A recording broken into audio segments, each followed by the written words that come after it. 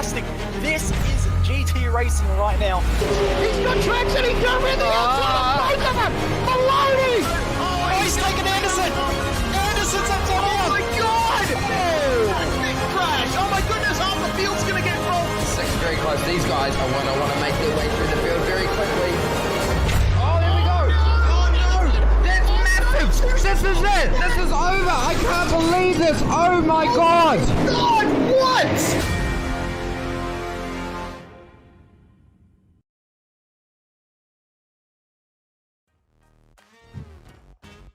Hello everyone and welcome to round 7 of the 2021 Virtual Racing School GT Sprint Series taking place today at the gorgeous Autodromo Internazionale Enzo e Dino Ferrari, but sometimes better known as the Imola circuit. So far this season we have seen a number of different race winners, strategies, dramatic moments and outright chaos. What on earth are we going to be seeing tonight? I'm Bo Albert, and alongside me for tonight, as always, is Mr. Simon Mazzomo with Mr. J.K. Kennedy in the director's chair for tonight's race.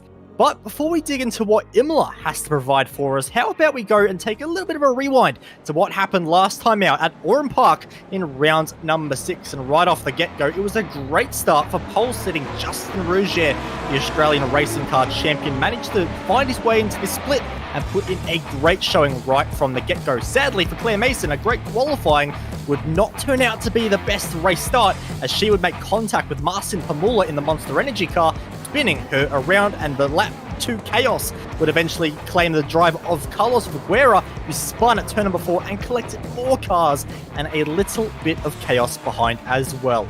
Mitchell McLeod, on almost no practice, found his way into the race, and he would be attacking Sam Devontier, who's been a regular in this series, and he was running the Ferrari for this event in the at Orem Park. So the Ferrari wasn't quite suiting the circuit as well as the Lambo, and Mitch McLeod made sure to make full use of that. But it was the McLarens that were the fastest, but perhaps the trickiest of all to drive, as our race second place at the moment, Lemeray, ended up spinning and joining the circuit once again right behind Mitch McLeod in position number 4, but it was proving to be a tricky corner for all the cars, with an Australian driver search driver, Lee Partridge, spinning at turn number 2, and sadly was then hit by a number of other drivers, and including a slightly poor rejoin by Lee Partridge, as he then collected the driver of Sal, who ends up spinning around. But more action was still on circuit between the McLarens, as Lemeray made his comeback and dived up the inside of Mitch McLeod at the final corner for P3.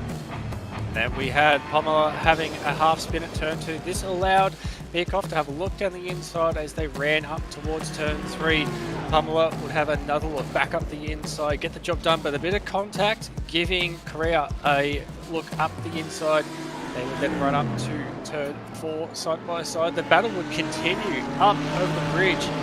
You see in the background Wild having a good look at this one as well, and he would also take advantage as they come off the court, a tiny bit of contact, and would follow up and take that position. Not long after, we'd go from worse for Beerkoff. We'd have his spin in the final turn. He'd do a good job pulling it up, but unfortunately, you can see there, Tune would be the innocent victim in this one, just not quite able to react fast enough, and would be contact. And the battle for P2, though, would rage on. You can see is Keller and Lemeray battling for that number 2 spot, and this would be a ferocious battle leading up to the pit stops. You can see it was all over the back of the car. The 2 McLarens, both relatively quick as each other, but this is where the move was going to sort of come from. You could see the lights were flashing early. He was looking for the opportunities to try and make the pass, and here it would come. It'd be a late dive, the door almost closing at the apex, but would get the job done, would move up to P2, and not long after this happened, Rougier would pit from the lead to take his service to get to the end. Yep, and of course pitting means that he will be put back in lap traffic, and unfortunately lap traffic can often spell danger, as Jean-Cyr Lee slid off the track at turn number 3, had to try and rejoin, and sadly collected the race-leading McLaren of Justin Rougier. And we'll get a couple of angles of this, because it was a disaster for Rougier, and that would be how his race would end. But it wasn't the fault of Jean-Cyr Lee, as you'll see from the aerial shot, as there's a tyre barrier right there. He had to try and avoid. He gets back onto the circuit as best he could, but sadly, it wasn't to be. So that would leave the race lead in the hands of Lemeray, and he would pit from the lead and comfortably rejoin ahead of second place Kayla.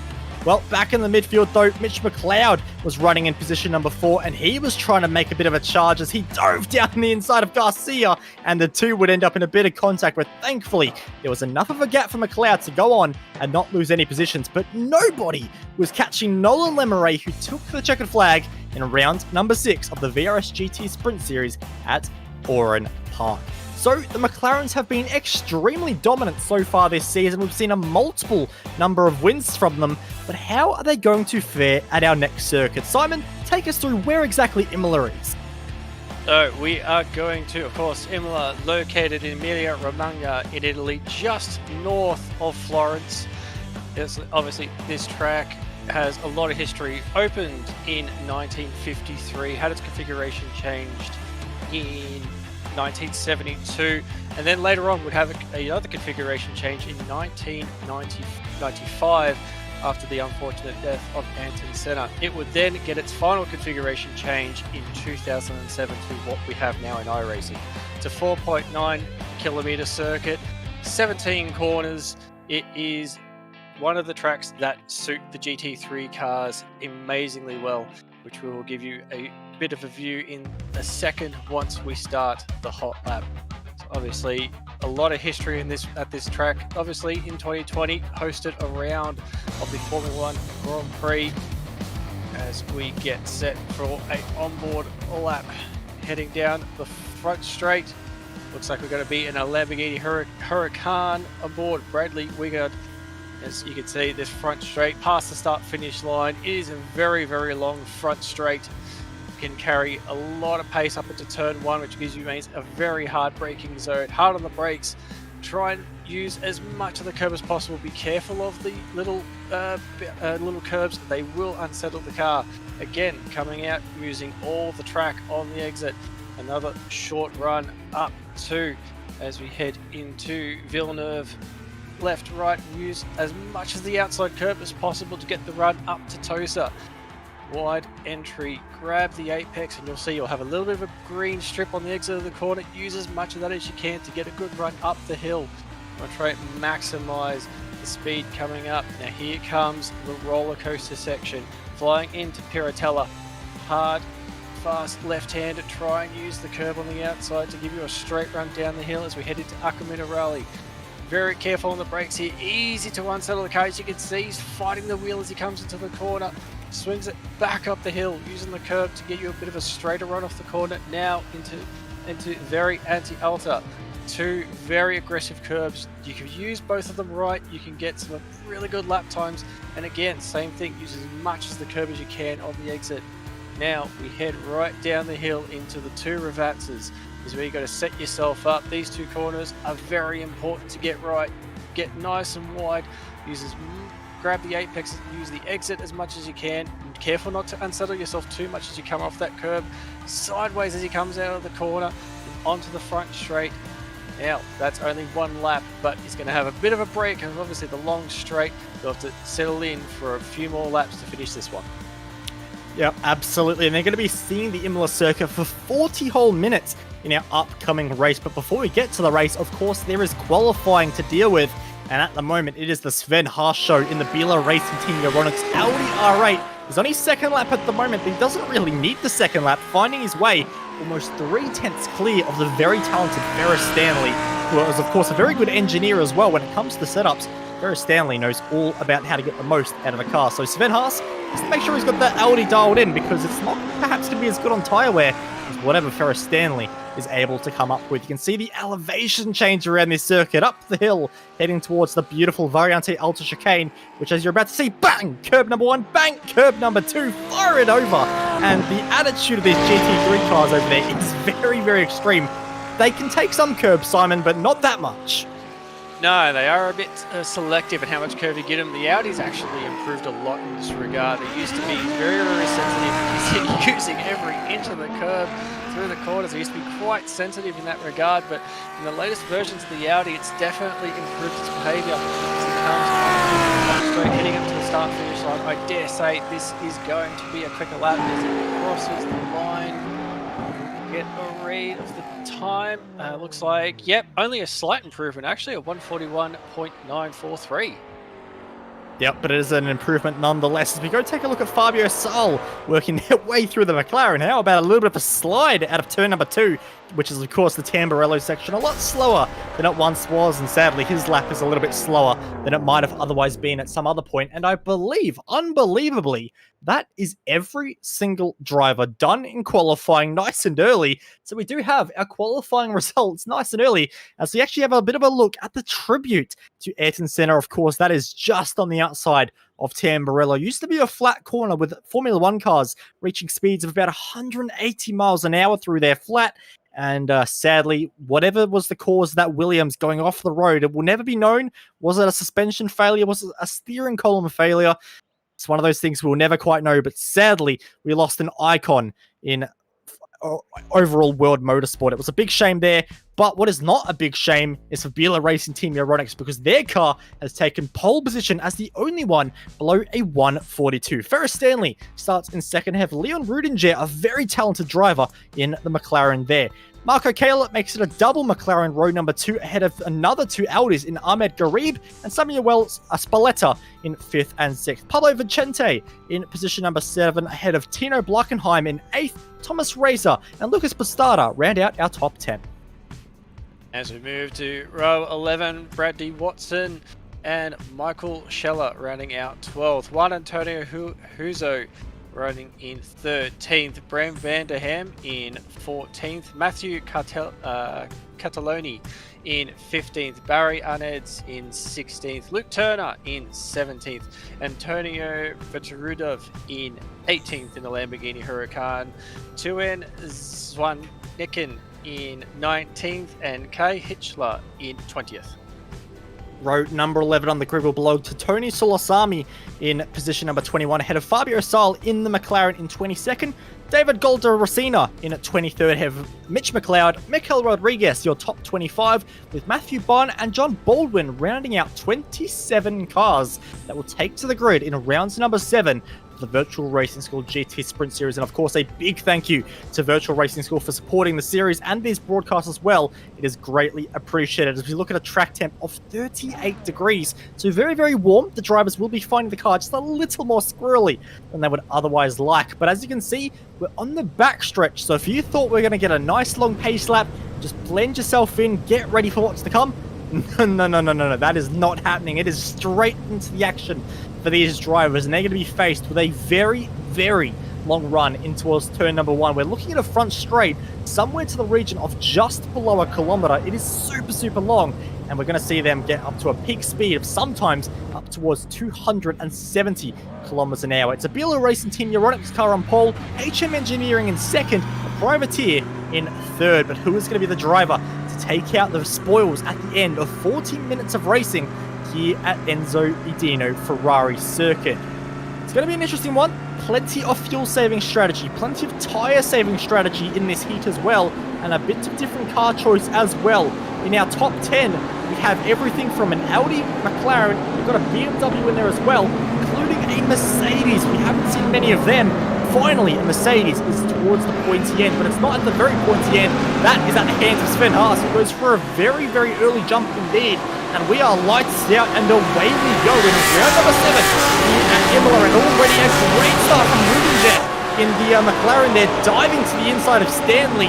And he's going to challenge for P number 2 immediately, so not the best jump there from Stanley, who's going to be on the back foot into Tamburello here. So late on the brakes, there will go. Can Stanley hold it around the outside? No, he can't. So it's Rudinger who will take over that spot as the rest of the field dials their way through Tamburello.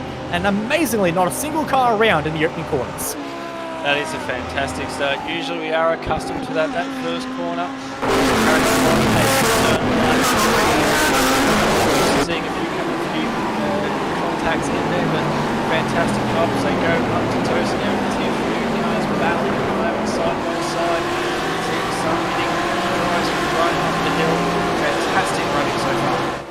It absolutely is. We can see a few drivers, including Thomas Razor, side by side with McLaren, heading through Piratella. How is this going to go between the two? It's Pablo Vicente, I believe, around the outside there, and that is a long, long way to make it happen. That's actually Pablo Vicente in the Audi. It was Thomas Razor in the Mercedes who manages to make that position work. So well done to Pablo, who finds their way.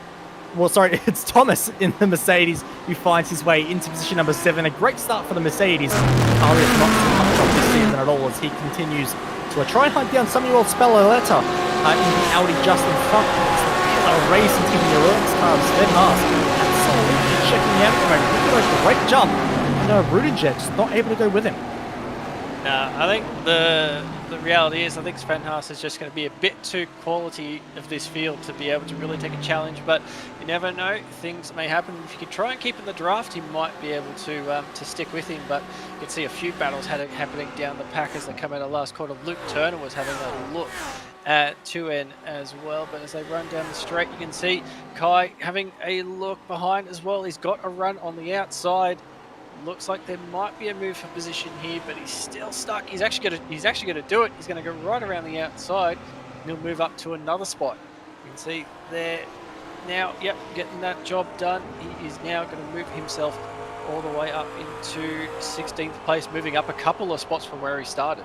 Now, and side by side in the background, that's Mitch McLeod diving up the inside of Tony Sulasami there. So a great move there for Mitch McLeod, who has to go a bit defensive here into Tosa Hairpin as Tony tries to go the long way around the outside. But Mitch McLeod's done a race or two in his time. He knows when a car is on the outside. He knows exactly how to position it to make sure that does not happen at all. As we go back on board with Thomas Razor at the moment, who continues to hunt down Samuel Spalletta at the moment in the Audi just in front, who is just being a little bit of a bottleneck in these early stages just compared to the drivers in front who are beginning to check out. So a great start for the Mercedes driver, and you'll see here the difference in how these cars can tackle the curbs. The Mercedes, with a lot more weight, is able to throw it over.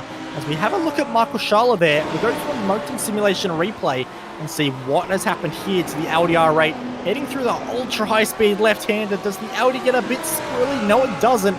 But Aqua Minerale is a much harder corner. Oh, wheels on the grass on entry, and wheels on the grass at the mid-phase of the corner as well. Spins it around, and luckily, gravel traps on iRacing aren't quite as deep as they are in the real world, because otherwise he'd have that Audi beached. Yeah, it's very easy to do in that section of the corner. As we're sort of looking at that hot lap, you can see Brad got very sideways as he went into there.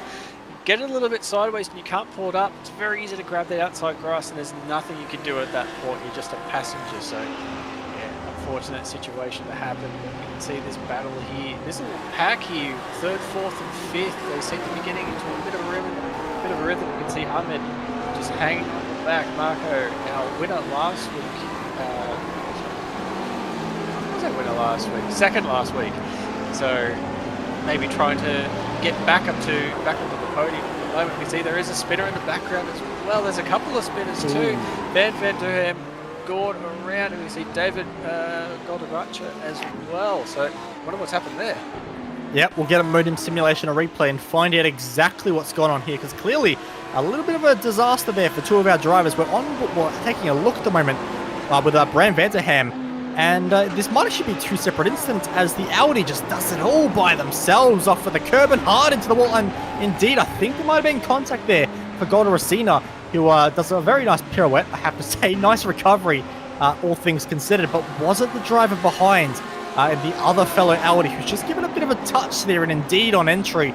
And Matthew Bunn, of course, the organiser for World GT Championship, may have to give himself a bit of a live race control penalty there, because I think he's just gone a little bit too hot on entry and sadly collected Vanderham.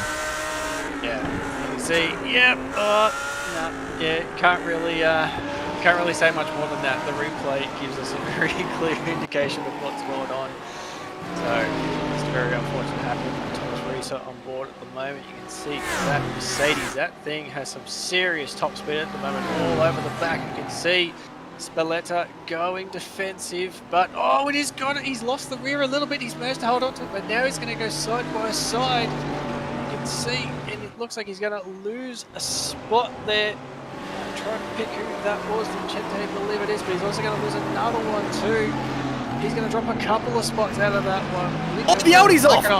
No, the Audi is hard on the wall. Pablo Vicente spins it almost on the racing line there. You can also see Brad Watson going for a dive.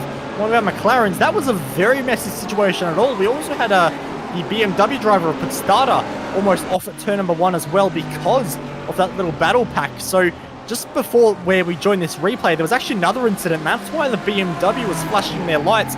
But it all happened for Pablo. He got the move done, and then sadly just overdrove the second part of the corner, and in the gravel, the car does not turn as well, and around here would go. And you'll get another look now. That's the BMW. It was the driver of Lucas Pistata in position number 8 who had the little incident. And you can see there's a big checkup as the Mercedes rejoins the circuit, and he goes for a move up the inside, and the Audi changes lanes, and he has to cut right across the inside of the corner. Very lucky to avoid a slowdown penalty, but not ideal at all for the BMW driver. And he will continue driving on in the top of our BMWs in the field. There is a couple, but he is the highest placed at the moment, but he has lost a decent amount of ground to the cars in front. So not ideal there, but it is something we see a lot at Imola, is that one driver overshoots at turn number 1, and it just creates a big bottleneck for the drivers behind. Yeah, just that little slight change in direction and just cause that big old checkup. But there's still plenty of time. There's still over half an hour left in this race, so anything can happen. There's plenty of opportunities to get those spots back. Just have to sort of get his head down and try and push as hard as he can. And sort of, you can see that Pablo is actually falling through the pack pretty quick. So that damage, it's a fairly solid hit. So it wouldn't be surprised that he's going to be sporting a fair bit of damage and may not have the pace that he wants at the start. No, absolutely. Anytime you make contact that hard at the barriers, you're in for a bad time. But Lucas Pistata was involved in that little incident, but he's already making a bit of a headway. Or is he going to get tacked by Juan Antonio there, just behind in the McLaren? So it's BMW versus McLaren. Not a battle we've seen all too much of this season, but Juan Antonio Huazeo is doing a great job at the moment in the 13 car. Unlucky for some, maybe not for Juan, as he finds his way into 9th, putting a lot of pressure to position number 8. So those McLarens, they are a car that overall, they used to have quite a lot of straight line speed, and that used to be their advantage, was just how quick they are in a straight line. But not so much with the New Balance Performance. It's not the fastest car anymore in a straight line, but what it does have is very good ability to ride over curbs. Doesn't get thrown around all too much, which makes the McLaren a pretty perfect fit for Imola. Absolutely, it is refreshing, and it's good to see the McLaren back in there. I think for a fair while it really only had single uses. Very certain tracks was it really competitive. So, to come to a track like Imola, which in the past you wouldn't really think it'd be able to be competitive and running up front. So, the balance of performance that iRacing has at the moment, I think they've pretty much nailed it. I don't really think it needs any more changing. You can see hard under brace, he closes up. That is seriously good braking from that R8. So, but yeah, just biding his time at the moment. There's still plenty of racing to go. Maybe doing the old fuel save before they get to the pit stops. Yep, absolutely. And fuel saving is a big thing here at Imola. There are so many places to do it as well. Turn number 1 is a very easy option with a long braking zone. Variante Alta or Villeneuve is another option as well. We're through Villeneuve at the moment with the Mercedes still trying to hold a candle to these other drivers, but Pistata is going backwards. It is Juan Antonio Huazeo who now moves into 8th, and now Matthew Cartellone, a very familiar name for those that watch all of our SimSpeed broadcasts, especially those of the Club Day Masters. Cartellone, of course, at least last time I saw the series, was a championship leader, may still be to this day, but either way, a very competitive driver at the moment in the Whipperman Racing BMW. And he's putting a bit of pressure on Brad Watson in front as well. And Brad Watson, a driver that used to be very familiar in the AusNZ community, went a little bit quiet for a little while, but he's returned and still getting up to speed a little bit, not quite at the pace we used to see from him, but I'm sure in given time he'll be very quick once again, as we're on board with the BMW, which is a very interesting car. And Simon, I'm keen to hear your thoughts, particularly on the visuals of the car. To drive, it's a fantastic car. I've only ever done a few sessions in it, and because it's not sort of my primary car at the moment, but from what I've driven, it's fantastic. It handles so well, considering how sort of big and bulky the thing is. It kind of feels like a very light car. You can easily throw it around, responds beautifully, but look, visually, if we replace the front bumper, I think the car would look just as good as any other race car. It would look fantastic, but just can't quite see past that front grille. It's just doesn't quite work for me, I don't think. I'm glad we agree there.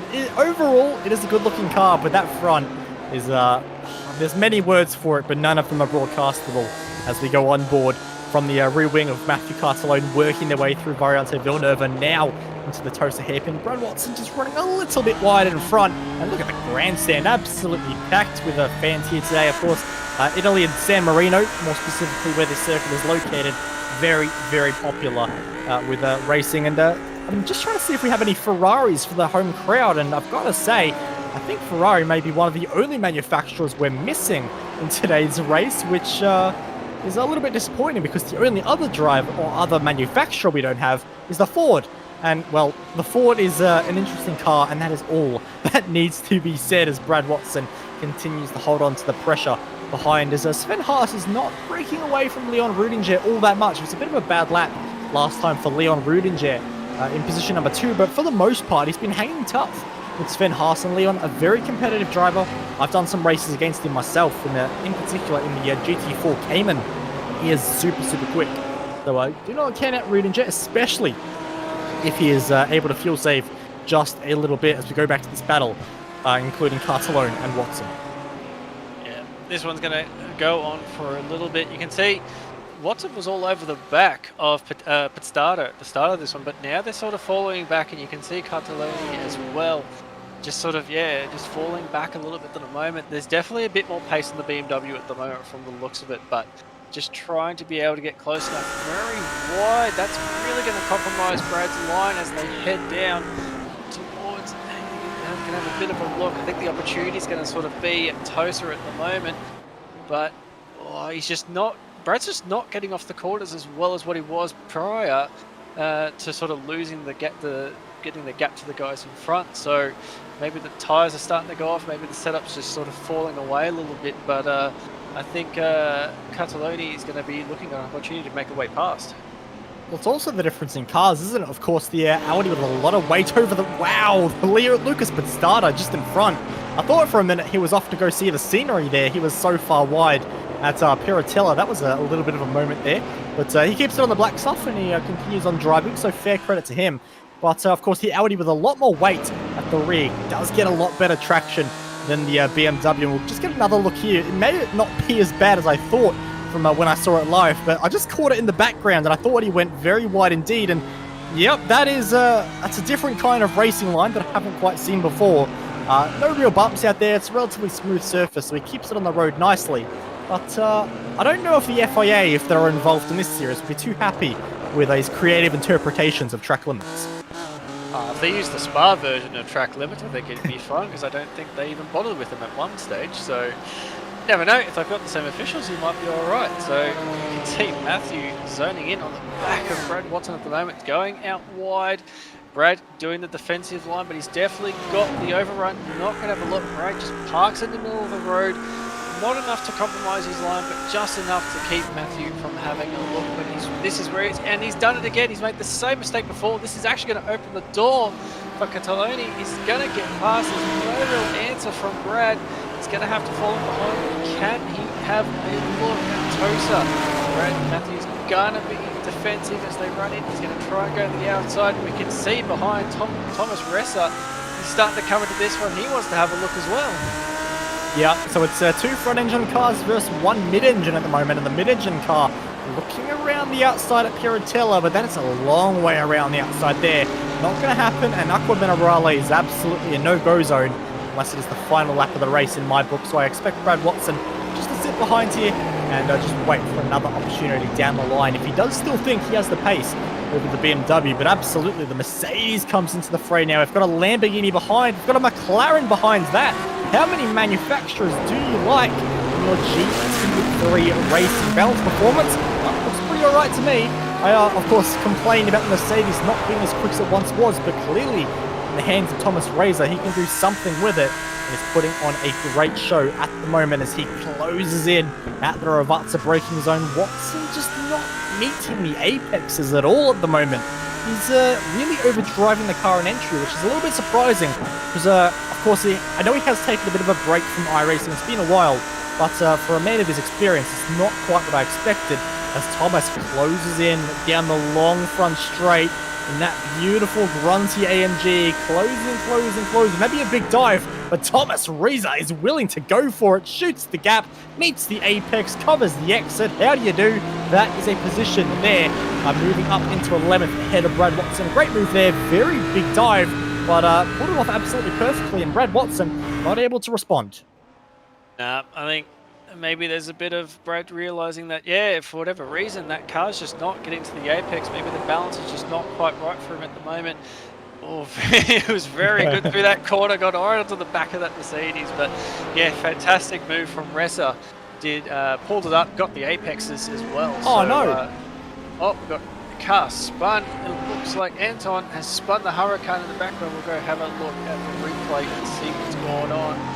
Doesn't look like anyone else was involved in this one, but as you can see, heading up to Tosa, car using as much road as he possibly can, trying to make sure there's no touch of the grass, and nope, just on its own, the rear lets go. Oh, everyone does a fantastic job to avoid contact.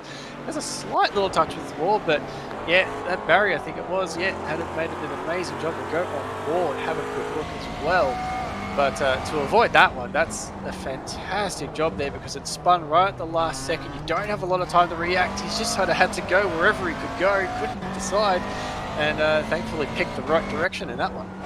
Yep, absolutely. So moving up a spot does Barry, and thankfully makes that move happen without any kind of contact. We just go back up to Lucas Pistardo, and that's an overtake that's a little hard to get excited about, because I think Juan Antonio Hosea there, as I just let that one go pretty easy. Maybe he knows there's fuel saving to be had behind the back there of the BMWs. He'll sit behind and wait for another lap, but will Thomas Reza be willing to sit behind for another lap behind Matthew Cartellone? Because that Mercedes, of course, qualified in 9th, fell down the order, has a bit of pace to burn at the moment, I would say. It's got very strong ability around this Imola circuit.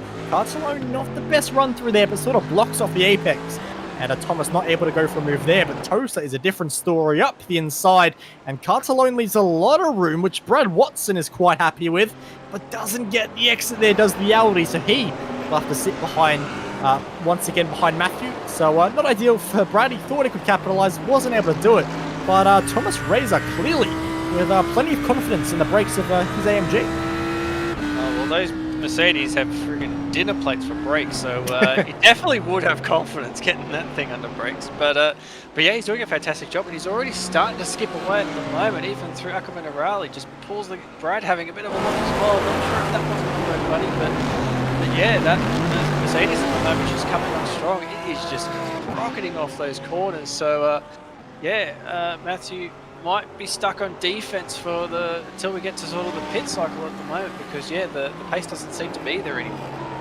Nah, definitely does not. So we'll see if he can stick onto the back of Cartellone for the next little phase of the race. And of course, it is only a little phase of the race, because of course we are expecting pit stops any time in the, I would say probably next 8 minutes or so. Imola is a slightly higher fuel burn circuit compared to the likes of Orem Park or Detroit Belle Isle that we have seen in the previous 2 weeks. So we'll expect to see pit stops happen just a little bit earlier, and these drivers will be taking somewhere between 18 to about 30 litres, depending on the car of choice, as Brad Watson monsters the back at the moment of Matthew Cartellone through the Tamburello section of corners, but not able to do all too much with it. One battle that is slowly creeping up on us as we emerge to the pit stops is actually for 3rd and 4th place, with a Marco Kayla at the moment in the McLaren, of course, runner-up last week and a race winner the week before, is just slowly hunting down Ferris Stanley at the moment as this battle continues to rage on behind. But you can just see that Marco Kayla has got the gap down to 7/10, and is just nipping and tucking a 10th and a half a lap away every so often. So very good pace at the moment from the McLaren, and it's beginning to come into its own against the Audi in position number 2. So this could be interesting to see as the pit stops get closer, as Brad Watson continues to look at Matthew Cartellone, who doesn't meet the apex. This is, oh wow, Brad, that is a very aggressive move to the avoidance there. Of course, I think he was trying to get alongside Matthew to get a run into a Variante Alta, but just got a bit of oversteer perhaps on an exit and threw himself into the grass and lost a whole heap of time himself. So not ideal there for Brad, and he'll have to try and close that gap down once more. Yeah, a little bit of a reset, a bit of a rethink. You know, just sort of, yeah, you sort of see the opportunity. Sometimes you just get a little bit anxious and want to sort of, you know, hurry up and try and get the move done. You can see he's got the pace at the moment, so he'd be wanting to sort of get out and go for a run. Maybe reassess some strategy as well, but one thing I've also noticed as well is Sven Haas has dropped a hammer in this one. The last lap was a 10th off his best lap, and he is starting to skate away from Rudiger at the moment. So, and you can see, and Cataloni is gone through. So Reza has dropped a position. That's come out of nowhere. Yep, so clearly a lot of straight line speed in that BMW, and he's been able to power past the AMG there. So a little bit of a battle emerging still between the two front engine cars as they work their way into Variante Villeneuve once more. You can see Razor just a lot faster in the corners, but maybe the front straight, not his best friend. I mean, that confidence on the brakes is something else. He tries to hang tough on the outside and barely given any room at all from the BMW. Cartellone does finally give room, but he's just about clear anyway, and will be able to continue on into the next couple of corners. But Cartellone really putting the aggressive fight now, and that's allowing Brad Watson to close up as well. So these guys are still scrapping away as they are now on lap number 13. We have had a couple of drivers dive in for their first pit stops, but none from our leading few cars. So we'll expect that to happen relatively soon between those. But Razor, Cartellone, and Watson continue in this scrap at the moment as they launch over the enormous curbs at Alta, and the Audi losing grounds there, but Barry Arendz just behind in the McLaren, creeping up onto this fight to make it a four-way scrap as well, which is very interesting to see as Sven Haas decides to break everyone's feelings just a little bit more and punch in a new fastest lap of the race. Yeah, definitely showing what pace he has at the moment, but this battle, it's raging on. That little mistake coming out of the corner now. Reza make a dive to the lane, obviously feels like it's better off just getting out of the traffic.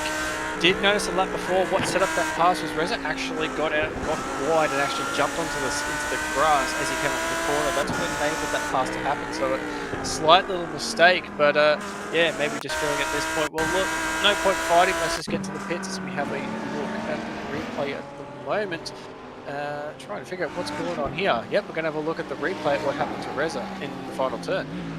Yep, so heading down into Rovazza, the AMG very good on the brakes, but it's a big car, and any kind. Well, that was an odd one. It looks like he just carried a massive amount more corner speed than he really should have by a large margin. So I'm not surprised that his corner exit speed was severely hurt there, and he ends up losing that spot as we go to a modem simulation and replay. This time we're taking a look at Brad Watson, and what has happened here to Watson as he has perhaps fallen down the auto, or has he managed to find a way past Matthew Cartellone in that position number 11? So what has happened there is a big dive up the inside, and he made that one pretty easy. A bit of an error through Variante Villeneuve for Cartellone.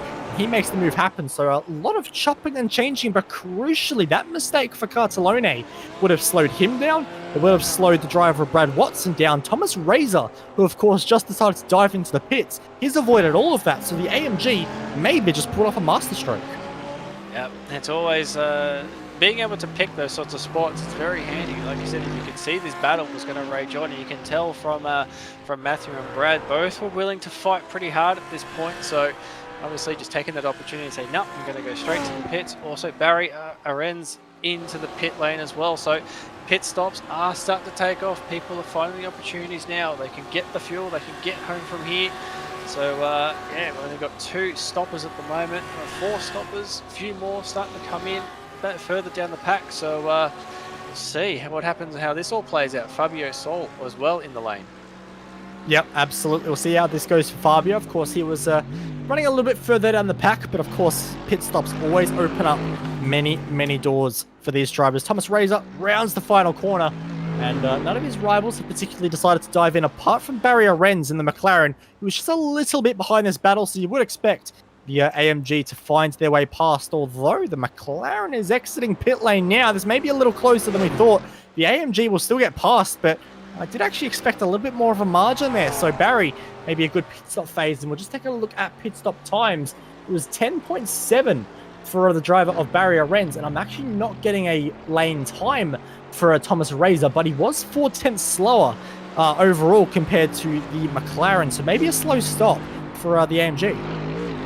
Oh, there's a 4.3 from Reza and a 44.8 from Arens. So, yeah, Reza was only a tiny bit slower, probably not a whole lot to really make a huge difference at this point. Yep, so we'll see how the rest of the pit stops head out. We'll see if Thomas Razor has decided to take a little bit too much fuel, or if he's taken just enough, and Barry Arens has just managed to put in some very good pit stop entry or exit times. We'll see what all happens as a few more drivers decide to continue on for another lap, including the likes of, so far, your entire top 10 or 11 or so. So plenty more fuel on the tank for many of our drivers. We go back to Mitchell McLeod, who has his mirrors full of Michael Schaller at the moment in car 26, one of the last drivers to make it into this split. But once he's in this split, he's clearly got some very good pace, running in a 14th spot at the moment, pending his first pit stop of the race.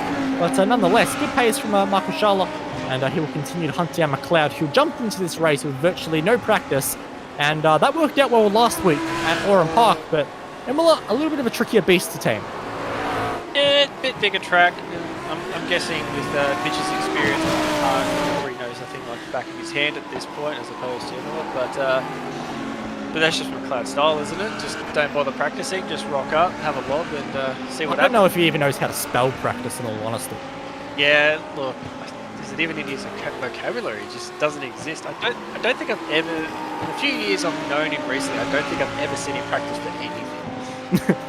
Well, we won't get into Mitch McLeod's vocabulary because that is not broadcast friendly by any standards. But moving on, he continues to do a great job through Aqua Minerale, and he will fight on for another lap as we do have Leon Rudinger, our second place driver, diving into the pits. Car number 2, position number 2, and he is the first, though, of our race leaders to make their way down our pit lane entry. Juan Antonio Hosea there just runs a little bit wide through Ravazza and almost lost a bit of time to Lucas Pistada behind, but he'll lose a lot more time now as he takes his mandatory pit stop, and we'll see what he can do in terms of a pit lane time, and if he can gain a bit of track position compared to the drivers around him. Again, Cartolone drives past the pits. Twan's Wanakin decides to dive into the pits as well. So for most drivers, especially the McLarens, they're proving to dive in nice and early.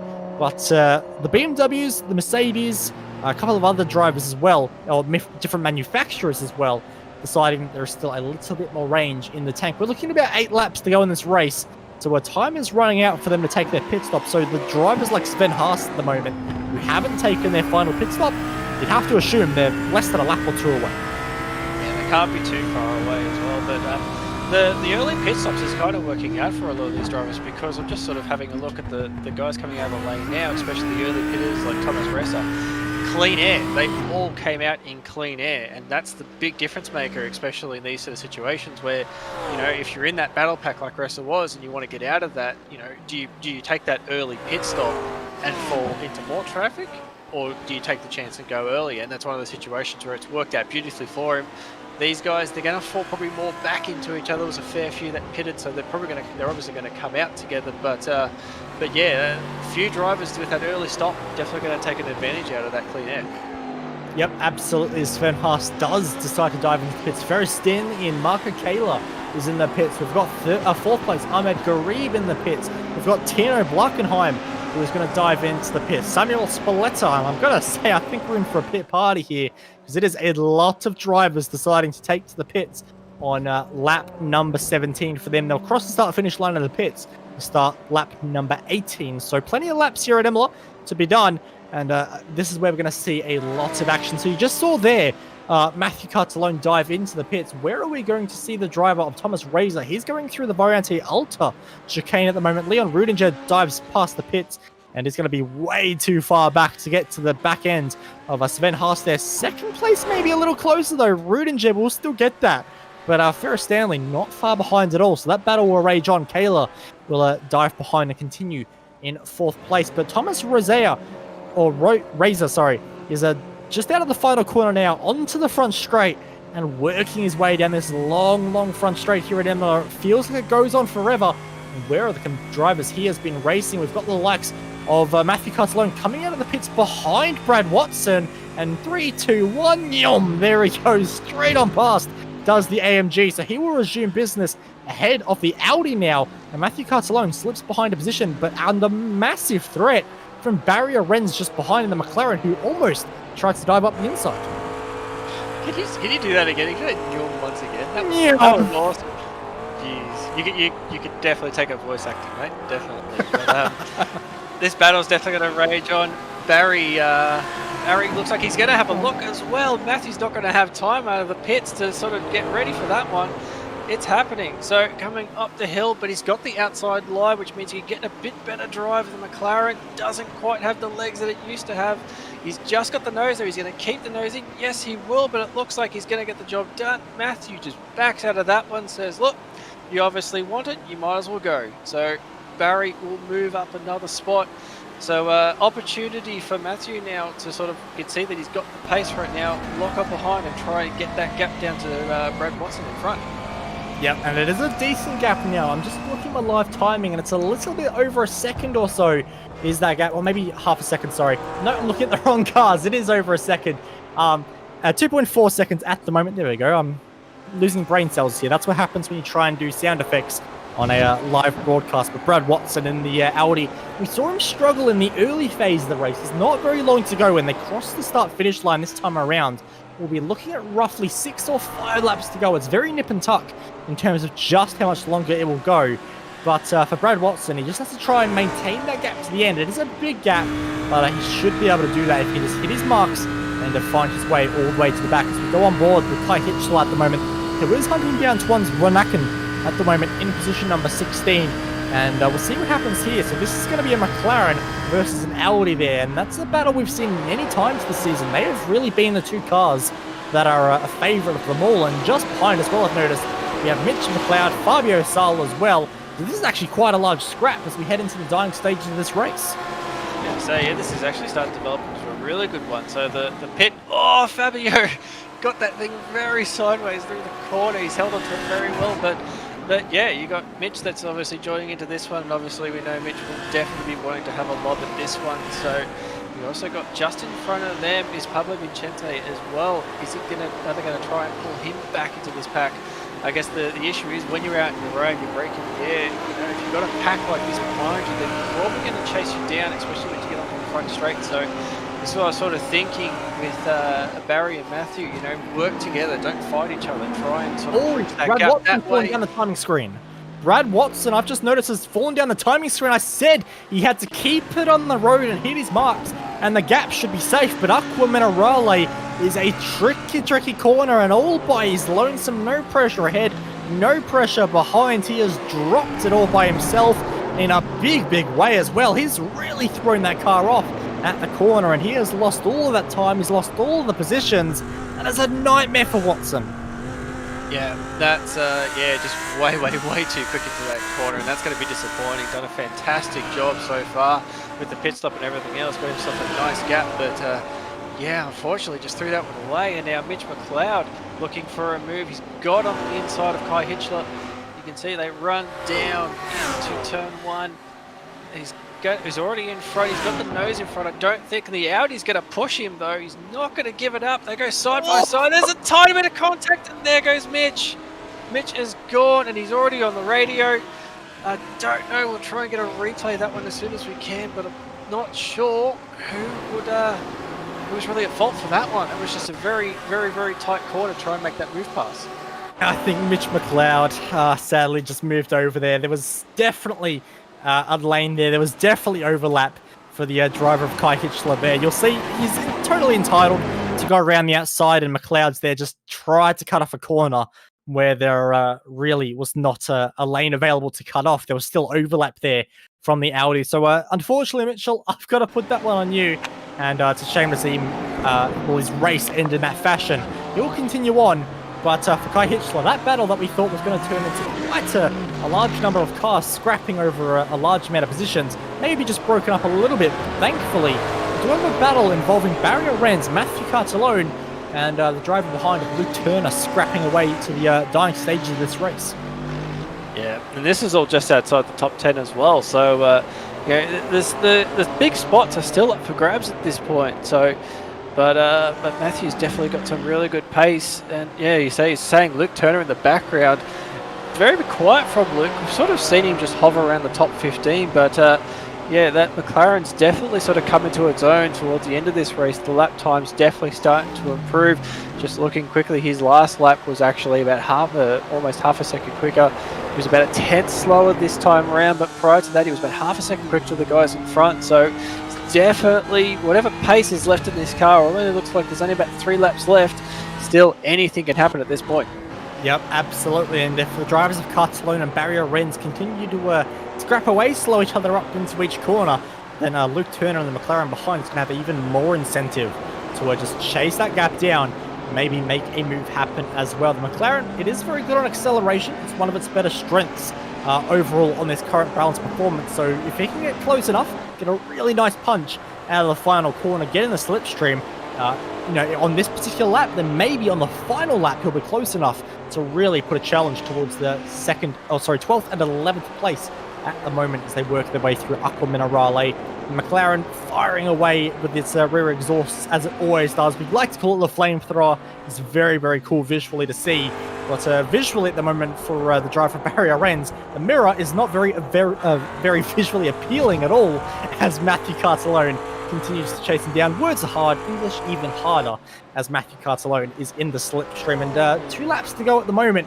There's a long way back. I don't know if he can really make a move on this particular lap, although he did close up quite a lot under braking. So maybe that BMW a little bit stronger in that department compared to the McLaren. We'll see how the corner exit speed goes this particular time, and we'll see what the gap is between the two. So onto the front straight, we're looking at about 0.4 of a second as they enter the straight. What will it be at the end of the straight between these two?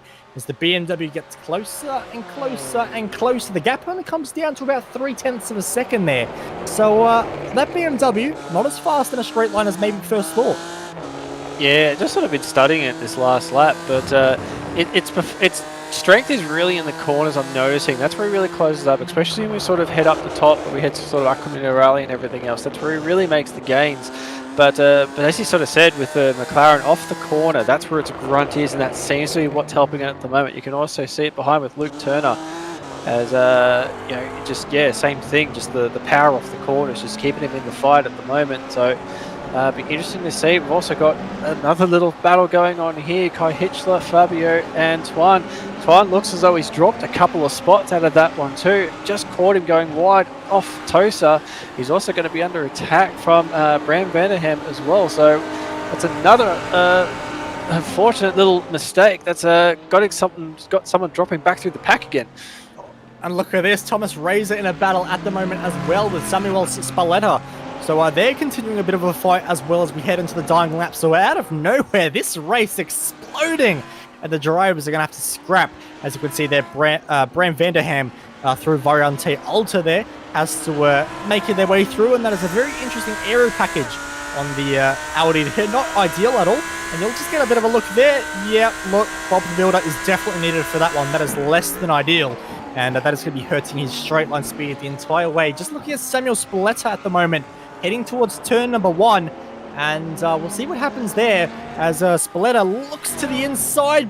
He half goes for a half doesn't, and sadly that's just hurt his pace a little bit through that corner. We'll go back to Cartalone, can't do anything in that battle. How about the battle with Fabio Sal?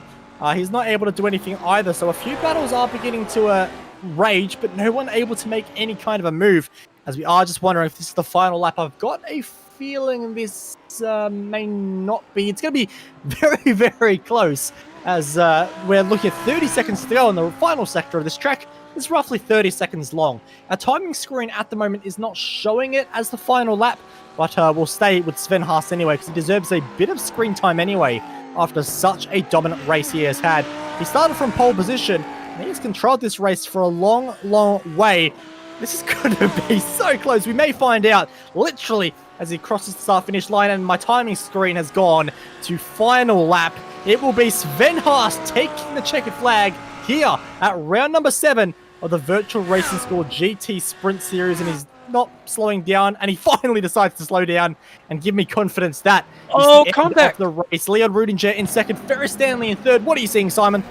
Just saw Bram Vanderham actually just got contact as well from Tony into Aqua Minerale. Just got bumped and sent wide, not helping that rear wing at all. We'll try and get a quick replay, and it doesn't look like it was an intentional knock, just unfortunately just bit too overzealous into the corner, carrying pace in, and then boom, just a slight little tap. It's enough to put him off, and yeah, not the way. Ooh, a bit of a tight rejoin there as well. That's another contact. Didn't quite see that one, but yeah, not an ideal way to finish a race, that's for sure. No, not at all, of course. We knew it was going to get interesting in the dying stage of this race. We didn't know it was going to get that interesting, though, as all kinds of scraps came to a finish, and at the end of it all, some drivers ended up facing the wrong way, others ended up gaining a lot of spots. Biggest mover and shaker in that race goes to Juan Antonio Jose, up 5 spots, but some other drivers not so lucky, losing up to 7 spots, including Michael Schaller and Brian van der Ham as well down the order. But one driver that didn't fall down the order from their qualifying spot was Sven Haas. He qualified on pole, and after 23 laps, well, that's exactly where he stayed. A dominant display from the Biela Racing Team Euronics driver ahead of Leon Rudinger in 2nd place, and Ferris Stanley would round out our podium there with Marco Kayla, who of course won 2 weeks ago, 2nd just last week. Sadly, doesn't even make the podium this time around at Imola. Ahmed Garib would round out our top 5 ahead of Tino Blockenheim, Lucas Pitzstadter, Juan Antonio Jose, Thomas Razor, and Samuel Spletta, our top 10. And in... Oh, sorry. Pizza coming back up. Barry Uned in 11th. Matthew Cartelloni in 12th. Luke Turner in that battle coming in 13th. Brady Watson definitely deserved a better result tonight in 14th. Pablo Vincente, the big loser in that contact early on, in 15th. Kai Hitchler in 16th. Fabio Sol in 17th. Juan Zwatkins in 18th. Michael Schaller in 19th. And Antonio Vertudev in 20th. In 21st place, of course, we had the a bit of an unfortunate end there for Bram van der Ham in 21st, ahead of Tony Solosalami in at 22nd, David Goldaracina in 23rd, Matthew Bunn in 24th. Mitch McLeod would be our last driver scored on the lead lap, as Mikhail Rodriguez and John Baldwin are 23 laps down, so sadly a bit of chaos for them over the course of this race. That was round number 7. Round number 8 is an important one because, of course, in the iRacing official series, 8 rounds are counted. So this is the first chance for our drivers to lock in their first point score. And, well, we're going back to a track, Simon, that so many drivers have driven because it's involved in the rookie series of iRacing. We're heading to Laguna Seca. Yeah, one that we all should be very familiar with. A very tricky track to drive, considering there's literally sand on every inch of the track. So we saw a lot tonight, cars losing positions and spinning from touching the grass. Well, guess what? It's going to get even worse next week as we visit Laguna Seca. Absolutely. So that was round number 7 of the 2021 Virtual Racing School GT Sprint Series here at Imola. I'm Bo Albert on behalf of Mr. Simon Mazomo, who of course joined me in the commentary box tonight, and also Jay Kennedy, who was the person in the director's chair providing nice, beautiful pictures for you on your screen. Thank you all so much for watching SimSpeed TV's coverage. Don't forget to subscribe if you are not already. It really helps us out. Like the video and comment what you thought of tonight's action as well. But otherwise, we will see you next time at round number 8 at Laguna Seca. Yonk.